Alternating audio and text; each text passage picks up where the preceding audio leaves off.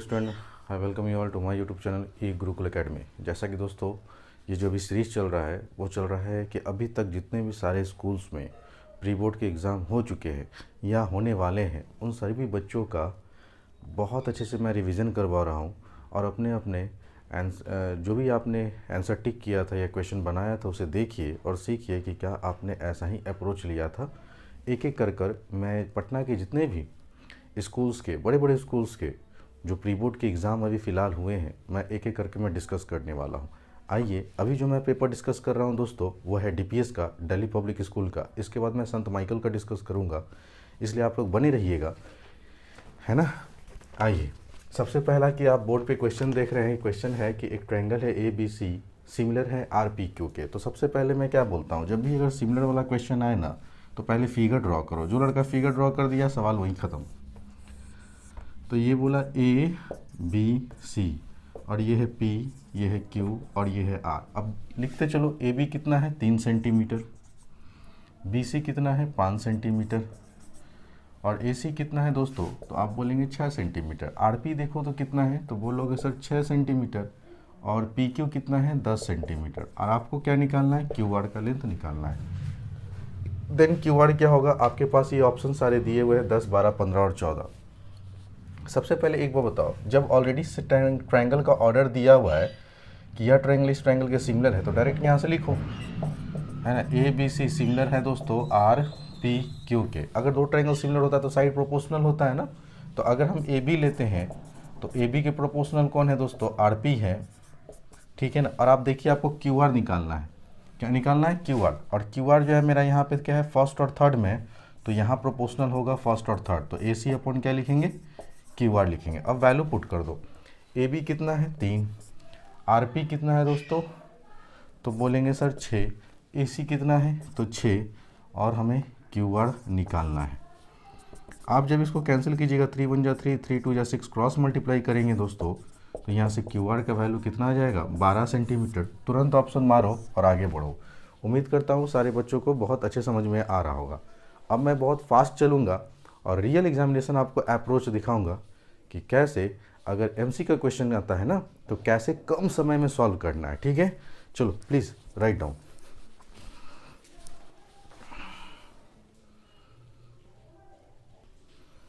आइए दोस्तों, जैसा कि बोर्ड पे आप क्वेश्चन देख रहे हैं, क्वेश्चन नंबर 8 कह रहा है, ये जो क्वेश्चन है ये प्रॉब्लम है रिलेटेड टू आपका कोऑर्डिनेट ज्योमेट्री। और कोऑर्डिनेट ज्योमेट्री में आपको मैं 3-4 पॉइंट में नोट करके लिखवा रहा हूँ जो आपके एग्जामिनेशन पॉइंट ऑफ व्यू से काफ़ी इंपॉर्टेंट है।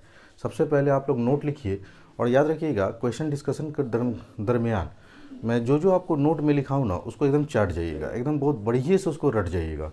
सबसे पहले नोट में कुछ इंपॉर्टेंट पॉइंट आप लोग लिखते चले मेरे साथ साथ। कभी भी बोलेगा a point on x axis, या इसी को कहेगा, ठीक है ना, cut by the x axis. तो आपको अपने से कोऑर्डिनेट मानना है दोस्तों x, 0, ये याद रखेंगे, ठीक है, पहला पॉइंट। दूसरा पॉइंट, अगर कहेगा कहीं आपको a point on y axis, या फिर कहेगा cut by the y axis, तो आपको जो कोऑर्डिनेट लेट करना है दोस्तों वो इस बार 0, y लेना है हमेशा। क्यों होगा बताता हूँ। तीसरा, अगर कहीं भी यह लेटर मिले एब्सिसा, तो याद रखिएगा एब्सिसा मतलब होता है एक्स कोऑर्डिनेट की बात कर रहा है, किसकी, एक्स कोऑर्डिनेट की। और चौथा पॉइंट, अगर ऑर्डिनेट लिखा हुआ मिले, ऑर्डिनेट, तो याद रखेंगे इसका कहने का मतलब है कि वो आपसे वाई कोऑर्डिनेट की डिमांड कर रहा है ना। तो ये 4 पॉइंट आप लिखिए और मैं अब सवाल समझाता हूँ कि ये कहता क्या है। जैसे ये मेरा कोऑर्डिनेट एक्सिस हो गया दोस्तों, इधर एक्स डैश, इधर एक्स, इधर वाई डैश, है ना, और ये ऑरिजिन। इधर हमारा पॉजिटिव नंबर होता है दोस्तों, इधर हमारा निगेटिव नंबर होता है। ठीक ऊपर में हमारा पॉजिटिव नंबर होता है, नीचे में हमारा निगेटिव नंबर होता है। एक बार बताओ, अगर कहता है कोई पॉइंट एक्स एक्सिस पे, तो यहाँ हो सकता है या यहाँ हो सकता है या यहाँ हो सकता है। मैंने इस एक्स एक्सिस पे जरूर थोड़ी ना कि पॉजिटिव एक्स एक्सिस पे ही होगा, वो एक्स एक्सिस पे बोला, इसका मतलब निगेटिव पे भी तो हो सकता है।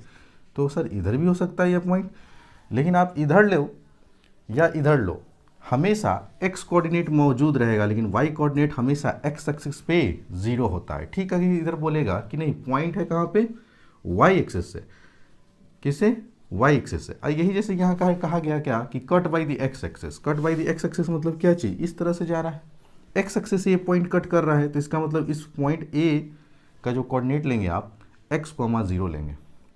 अगर ये कहता कि एक पॉइंट है y एक्सिस पे, तो पॉइंट कहीं भी हो सकता है, लेकिन y एक्सिस में ही होगा कहीं ना कहीं, चाहे वो पॉजिटिव y एक्सिस से हो चाहे वो निगेटिव y एक्सिस हो। हर हालात में आप अगर यहाँ कोऑर्डिनेट लिखना चाहेंगे तो 0, y लिखेंगे, क्योंकि y एक्सिस पे x कोऑर्डिनेट ऑलवेज 0 होगा। आप ही देखो ना, इस पॉइंट पे हो, इस लाइन पे हो, ना तुम उधर गए ना तो इधर गए, इसका मतलब x कोऑर्डिनेट 0 है और y कोऑर्डिनेट y मानेंगे। हमेशा याद रखिएगा ये 4 पॉइंट। आप सीसा बोले तो आप समझेंगे x कोऑर्डिनेट, और अगर ऑर्डिनेट बोले तो आप समझेंगे y कोऑर्डिनेट। अब हम सवाल पे आते हैं। सवाल क्या कह रहा है दोस्तों, समझेंगे। कहता है find the ratio. Sir ratio निकालना है, फिर से ये कोऑर्डिनेट ज्योमेट्री का सवाल है, और जब रेशियो निकालना है तो हमेशा बोलते हैं कि k:1 मानना। ठीक है, in which the line segment joining the point A and B is divided by the x axis। अगर x axis आ गया तो हमको अब दिमाग में क्लियर है कि कोऑर्डिनेट हमको क्या मानना है, x, 0। तो मान लो कि इस तरह से मेरा है ना, हमें ग्राफिकली दिखाना चाहता हूँ। मान लो सपोज करो यही है, तो इस पॉइंट का नाम जो है हम A दे देते हैं, और ये है 3, -3। ठीक है ना। और अगर एग्जैक्टली कोऑर्डिनेट के थ्रू लिखना चाहते हैं तो भी लिख सकते हैं, लेकिन हमको बस सवाल निकालने से मतलब है। बी का कितना कोऑर्डिनेट मान लेते हैं, -2, 7। ठीक है, जबकि इधर ये है नहीं दोस्तों रियल में। अगर रियल में मैं फिगर ड्रॉ करूँ तो देखो समझो, क्योंकि एक बार समझ लोगे ना तो इस पर बेस्ड क्वेश्चन कभी भी जीवन में आएगा तो फंसोगे नहीं। अब मैं कोऑर्डिनेट के थ्रू ही समझाता हूँ। ये x हो गया, ये x एक्सिस हो गया, ये y हो गया, ये y एक्सिस हो गया, ये ऑरिजिन हो गया। पहला कोऑर्डिनेट बोला 3, -3, मतलब x कोऑर्डिनेट 3 है तो y कोऑर्डिनेट कितना है दोस्तों, -3। तो मान लेते हैं ये 1 हो गया, ये 2 हो गया, ये 3 हो गया, यहाँ -1, यहाँ -2 और यहाँ -3। ठीक है दोस्तों, तो ये पॉइंट कहाँ पे आएगा, तो हमने A पॉइंट को यहाँ एज्यूम किया जिसका कोऑर्डिनेट कितना है, 3, -3। दूसरा कहता है कि B का कोऑर्डिनेट कितना है, -2, 7। तो आप -2 इधर ड्रॉ करोगे ना, और 7 मतलब पॉजिटिव ऊपर जाना है। 1, 2, 3, 4, थोड़ा सा इसको और बढ़ाना पड़ेगा। ये हो गया 5, ये हो गया 6 और ये हो गया 7। तो कहता है -2 और 7, तो मान लो ये वाला पॉइंट जो है मेरा B है जिसका कोऑर्डिनेट है -2, 7। कहता है इन दोनों पॉइंट को ज्वाइन कीजिए। आप क्या करना है दोस्तों, ज्वाइन करना है। तो लो सर हमने ज्वाइन कर दिया। ठीक है ना। और ये कह रहा है कि x एक्सिस से ये लाइन कट हो रहा है, तो ये तो देखो अगर y एक्सिस से बोलता है तो यहाँ पे जाते हैं, लेकिन x एक्सिस पे बोला ना, तो हम मान लेते हैं इस पॉइंट का नाम P, जिसका x, क्या है, कोऑर्डिनेट 0। कभी भी कहेगा cut by the x axis या point on the x axis, तो अपने मन से x, 0 मानना है। ये मैं समझा रहा हूँ इसलिए टाइम ले रहा हूँ। ठीक है, अब आप क्लियर हो गया कि सर करना क्या है, ये करना है। ठीक है, रब कर देता हूँ दोस्तों। अब आइए सवाल को कैसे बनाते हैं। तो सवाल में इतना सर हम लोग x एक्सिस और y एक्सिस थोड़ी ड्रॉ करेंगे, हम सीधे सवाल को उड़ाना सीखेंगे। एक लाइन सेगमेंट खींच दो A, B। ठीक है, ये मान लेते हैं P है जिसका कोऑर्डिनेट हमने मान लिया x, y। और ये किस रेशियो में दोस्तों, k:1 के रेशियो में। A का कोऑर्डिनेट कितना है, 3, -3। B का कोऑर्डिनेट कितना है, -2, 7। ठीक है, अब हम लोग लिखेंगे बाय यूजिंग कौन सा फार्मूला, सेक्शन फार्मूला। जहाँ भी रेशियो की बात आएगा तो वहाँ सेक्शन फार्मूला आएगा ही आएगा। लेकिन मैंने आपको क्या बोला, फार्मूला भूल जाओ, आपको x कोऑर्डिनेट निकालना है। डायरेक्ट लिखेंगे एक लाइन में, सर k का गुना -2 में तो माइनस का 2k, 1 का गुना 3 में तो प्लस का 3 upon some of ratio k+1। इसको इक्वेशन फर्स्ट मान लो। ठीक है दोस्तों, अब आते हैं कि सर इसका y कोऑर्डिनेट। देखते रहो, आराम से सीखो, अभी भी बहुत टाइम है, सीख लोगे। सर इसका y कोऑर्डिनेट देखो तो कितना है दोस्तों, तो हम कहेंगे सर y कोऑर्डिनेट इसका 0 है, तो फिर से इस k का गुना 2, 7 में, तो ये आ जाएगा 7k, फिर +2, फिर 1 का गुना जब -3 में करोगे तो -3 आएगा ना, तो इस प्लस को क्या कर देगा, और सम ऑफ रेशियो k+1। जब इससे मैंने मल्टीप्लाई किया तो डिनोमिनेटर है इधर आके 0 से मल्टीप्लाई होगा तो पूरा इंटायर टर्म 0 हो जाएगा, तो बचेगा क्या चीज़, 7k - 3 = 0, और यहाँ से 7k = 3। तो देयरफॉर सर k का वैल्यू क्या आ जाएगा, 3/7। आप आंसर देखिए और आगे बढ़ जाइए। अगर कहता नहीं कि वो एक्स एक्सिस से जो कट कर रहा है उस एक्स कोऑर्डिनेट बताइए, है ना, कोऑर्डिनेट अगर पूछता तो इस के का वैल्यू उठा के यहाँ डाल देते इक्वेशन फर्स्ट में, तो आपको कोऑर्डिनेट भी पता चल जाता। उम्मीद करता हूँ कि सारे बच्चों को एक एक बात मेरी समझ में आ रहा है। नहीं आ रहा है, कोऑर्डिनेट ज्योमेट्री जाओ दोस्तों प्लेलिस्ट में, बहुत अच्छे से पढ़ाया है, रिवीजन करो। यहाँ पे प्रॉब्लम क्या होता है कि सब्सक्राइबर बहुत कम होते हैं, तो बच्चे सोचते हैं 200-300 सब्सक्राइबर है, क्या टीचर में दम होगा? कंटेंट में दम है, ठीक है ना। मुझे पब्लिसिटी नहीं चाहिए दोस्तों, जितना मैं पढ़ा रहा हूँ अगर आप वो पढ़ लिए, धड़ लिए हमको, तो बहुत अच्छी बात है। सो प्लीज़ नोट करें। आइए स्टूडेंट, नेक्स्ट क्वेश्चन है जो कि आपके सर्किल से रिलेटेड है। कह रहा है क्वेश्चन में क्या, in the given figure A P and P B, दो टेंजेंट्स हैं जो ड्रॉ किए गए एक्सटर्नल पॉइंट पी से किसी सर्किल पे, दो टेंजेंट ड्रॉ किए गए दोस्तों। सर्किल का सेंटर ओ है, इस तरह से है कि ए पी की लंबाई आपको दे रखी है 5 सेंटीमीटर और angle A P B 60 degree है। तो तुमसे बोला गया कि length of chord A B, इस ए बी की लंबाई निकालना है, ठीक है ना। इस क्वेश्चन में बताओ दोस्तों दम है। अगर ये क्वेश्चन अगर मुझे मिलता तो मैं क्या करता, वो देखो sir, length of tangents drawn from external point of a circle are always equal. जैसे ही ए पी बराबर पी बी हो गया तो ये बताओ ये ट्रायंगल कैसा ट्रायंगल बन गया, आइसोसेलस। अगर ये आइसोसेलस ट्रायंगल है तो अगर ये एंगल हम x मानते हैं दोस्तों तो ये भी एंगल x होगा। और आप जानते हैं किसी भी ट्रायंगल के तीनों एंगल का सम कितना होता है, 180 डिग्री।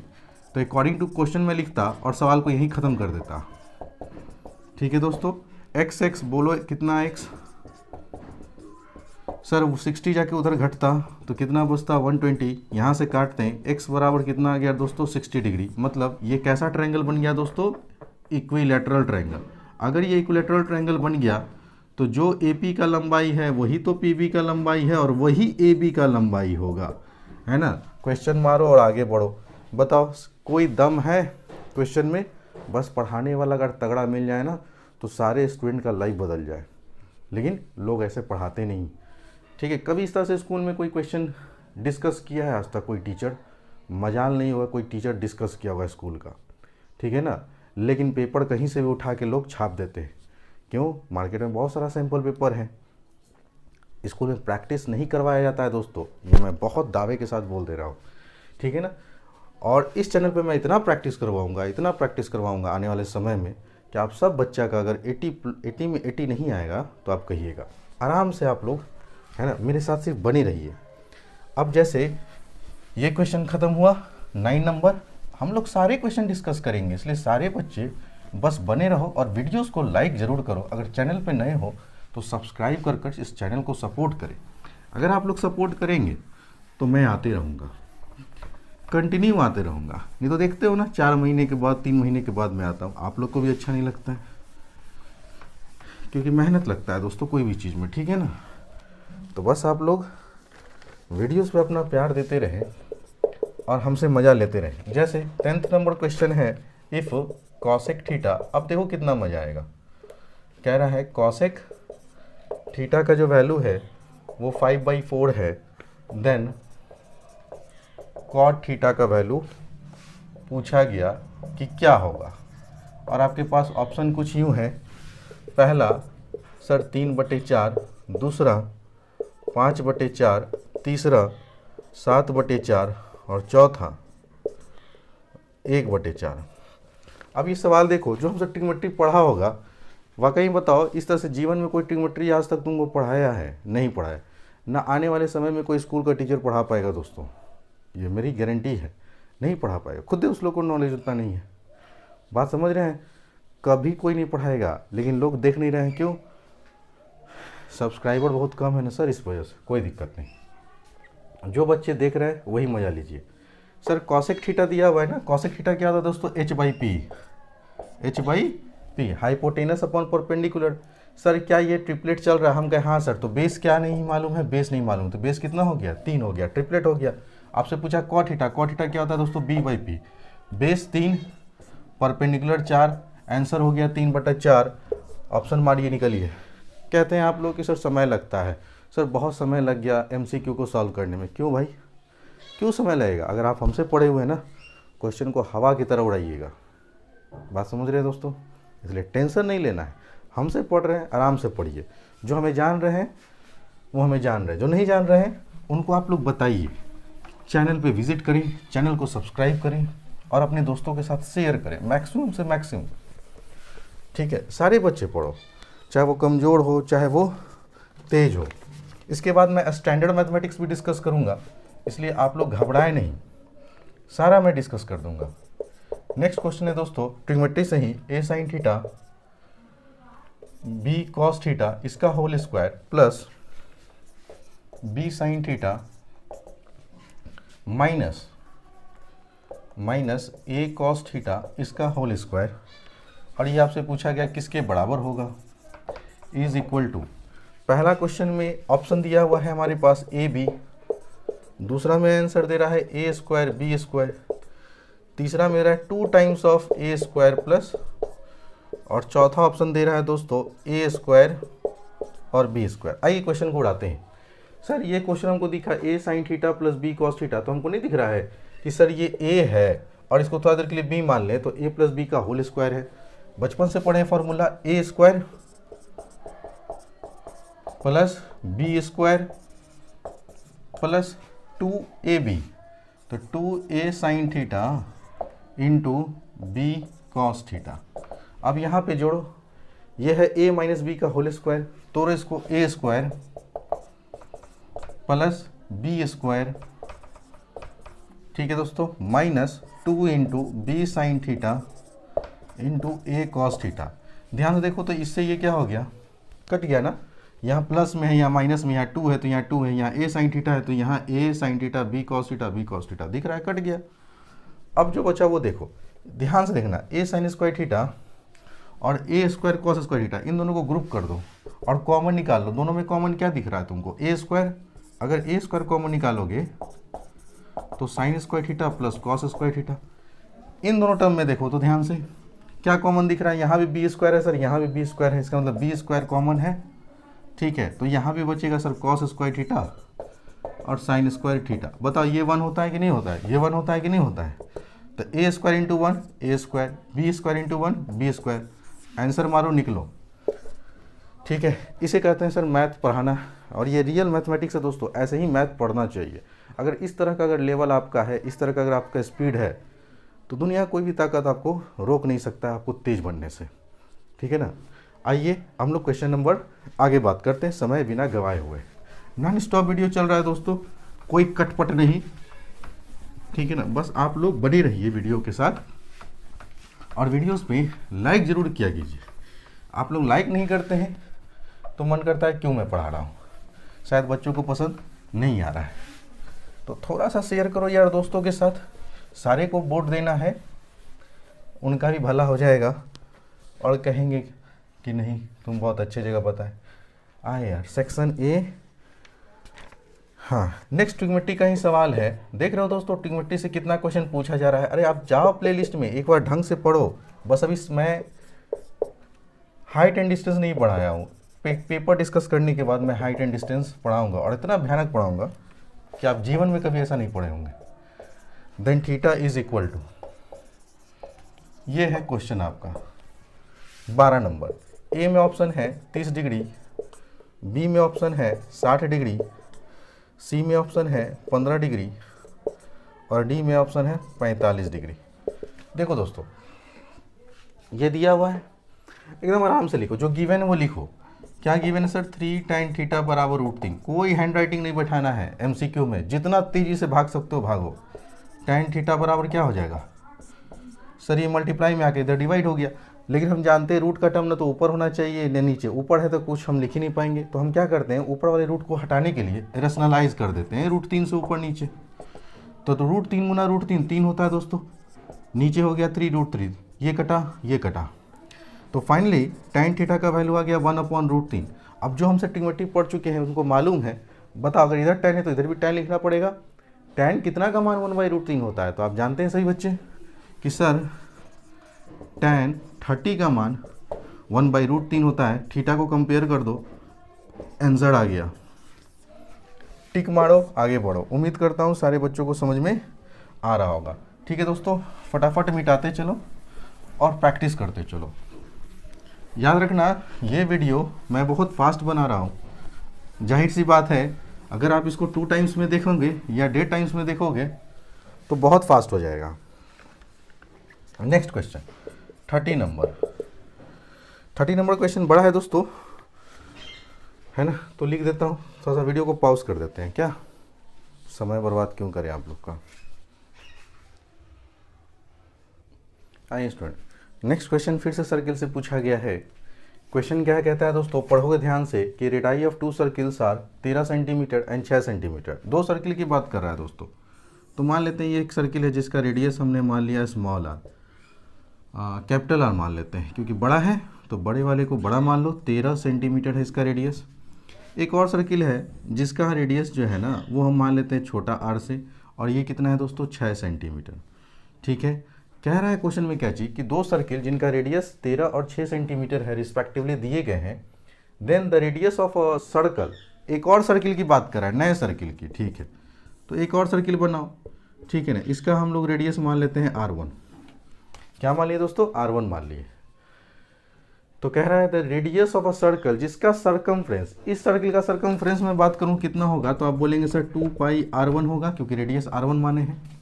इनका इस सर्किल का जो सरकमफ्रेंस है वो बराबर है sum of the circumferences of these 2 circle. तो इसका अगर मैं सरकमफ्रेंस की बात करूंगा दोस्तों तो आप बोलेंगे सर 2 पाई कैपिटल आर, और इसका मैं सरकमफ्रेंस की बात करूंगा तो 2 पाई स्मॉल आर, और इन दोनों का सरकमफ्रेंस का क्या है, समेशन है, और ये इसके बराबर है ना।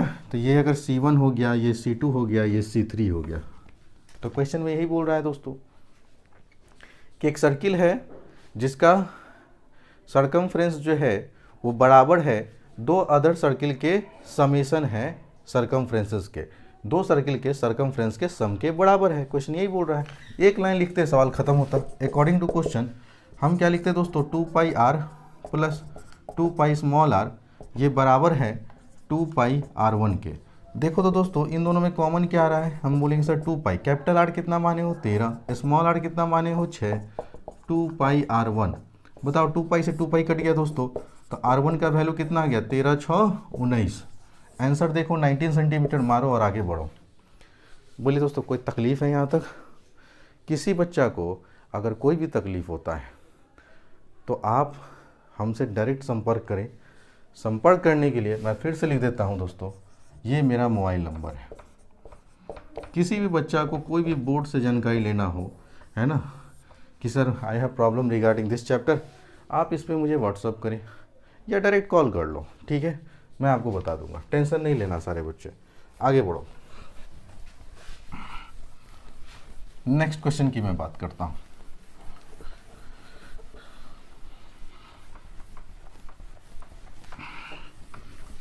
तो क्वेश्चन नंबर अभी तक हमने डिस्कस कर दिया, काफ़ी सारे क्वेश्चन हमने डिस्कस किया है दोस्तों। अभी भी बहुत सारे ऑब्जेक्टिव क्वेश्चन बचे हुए हैं। पेशेंस रख के बस मेरे साथ बने रहिए और रिवीजन करते रहिए। ये मैं पहला तरीका सिखा रहा हूँ, how to solve MCQ in an examination, in any examination in a very short interval of time. ठीक है, क्वेश्चन नंबर 14 देखते हैं दोस्तों। कहता है इफ द पेरीमीटर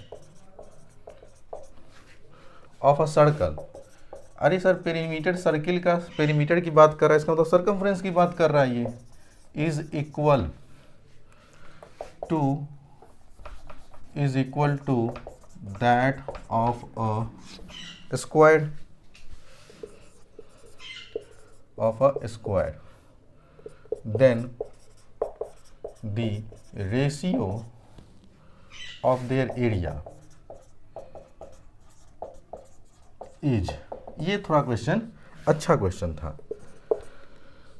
ये क्वेश्चन DPS वाले में जो पूछा गया है ये थोड़ा स्टैंडर्ड मैथ्स का क्वेश्चन है, लेकिन अच्छा क्वेश्चन है। इसको बेसिक में हम लोग इंक्लूड कर सकते हैं, बस थोड़ा सा कैलकुलेटिव होगा। 11:22, ये इसके 4 ऑप्शन है। आइए इसको भी बहुत जल्दी उड़ाएंगे हम लोग, ठीक है। कहता है perimeter of a circle, perimeter से मेरा क्या लेना देना है दोस्तों, सरकमफ्रेंस। पेरीमीटर मतलब सरकमफ्रेंस ऑफ अ सर्कल जो कि 2 पाई आर होता है, वो बराबर है स्क्वायर के पेरीमीटर्स। एक लाइन में लिखोगे sir 2 pi r circumference circle का ये होता है दोस्तों, ये बराबर है 4 इंटू साइड जो कि स्क्वायर का पेरीमीटर होता है। काटो इसको, 2 से ये कटा, पाई का वैल्यू 22/7 इंटू आर, 2 इंटू ए, 2 से काटो इसको 11 बार में। यहाँ से रेडियस का जब वैल्यू कैलकुलेट करेंगे तो 7 का जब ए में गुना होगा और ये इधर मल्टीप्लाई में इधर आएगा तो डिवाइड हो जाएगा और ये रेडियस का वैल्यू निकल गया। ठीक है, अब आइए नाउ क्वेश्चन में क्या बोला दोस्तों, इनके एरिया का रेशियो निकालिए। पहले कौन फिगर आया है, सर्कल, बाद में कौन आया है, स्क्वायर। तो एरिया ऑफ स्क्वायर क्या होता है दोस्तों, पाई, एरिया ऑफ सर्किल क्या होता है, पाई आर स्क्वायर, और एरिया ऑफ स्क्वायर क्या होता है, ए स्क्वायर। होता है या नहीं होता है। अब आप वैल्यू पुट करो, पाई की जगह लिखोगे 22/7, नीचे में ए स्क्वायर था, ए स्क्वायर रहेगा। इस रेडियस के जगह पे हम लिखेंगे 7a, थोड़ा सा ऊपर करके लिख देता हूँ, है ना, 7a, नीचे में 11 आ जाएगा। थोड़ा सा रुको यार, ढंग से लिखना पड़ेगा। हाँ, पाई का वैल्यू हमने लिखा 22/7 ए स्क्वायर। रेडियस कितना है दोस्तों, तो इसका स्क्वायर करना है ना, तो 7 का स्क्वायर करो ना, डायरेक्ट लिखो 7 का स्क्वायर 49, ए का स्क्वायर करोगे तो ए स्क्वायर, और नीचे में डिनोमिनेटर में 11 का स्क्वायर आएगा जो कि होगा 121। कोई दिक्कत है, आप बोलेंगे बिल्कुल नहीं सर, ए स्क्वायर से ए स्क्वायर कट गया, 7 के टेबल से 7 बार में, 11 2 जा 11 का 11 बार में 121। ऊपर में क्या बचा दोस्तों 14, नीचे में क्या बचा दोस्तों 11। रिक्वायर्ड रेशियो क्या आ गया दोस्तों 14:11, 14:11। ऑप्शन देखिए और आगे बढ़िए। ये क्वेश्चन थोड़ा सा अच्छा था, बहुत सारे लड़के से ये क्वेश्चन नहीं बना होगा एग्ज़ाम में, लेकिन ऐसा ही सॉल्व करना था दोस्तों इसको।